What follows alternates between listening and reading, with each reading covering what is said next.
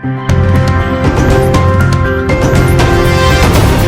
guys, so welcome back to your daily entertainment bars right here on TV. If you are new here, can you subscribe to this channel and also click on the bell icon right next to the subscribe button so that anytime I drop a new content, you will be the first to be notified. Also, don't forget to also drop your comments in the comment section below.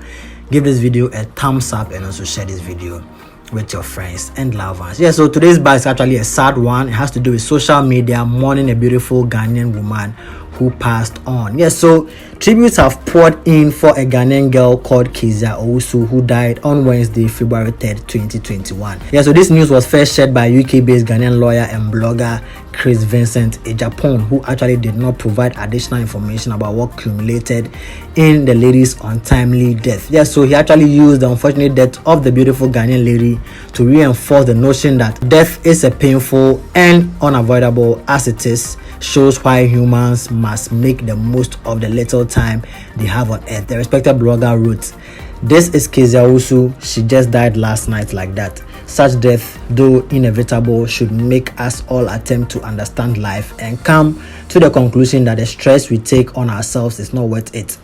What's the point of everything you are fighting or working hard for, especially the material things you are chasing, when you will 1 minute just die if you are not really happy while you are here? It is this and many other life assessments that caused our journey to become African minimalists, so that we can focus on the things that really make us happy and spend our limited time on earth purposefully. Life should be lived on your own terms and within the borders of your own dreams, not what anyone thinks, especially not follow society's so-called blueprints." I hope she was happy and content because a lot of people are not in this world. Yeah, guys, so as you saw, this is the lady.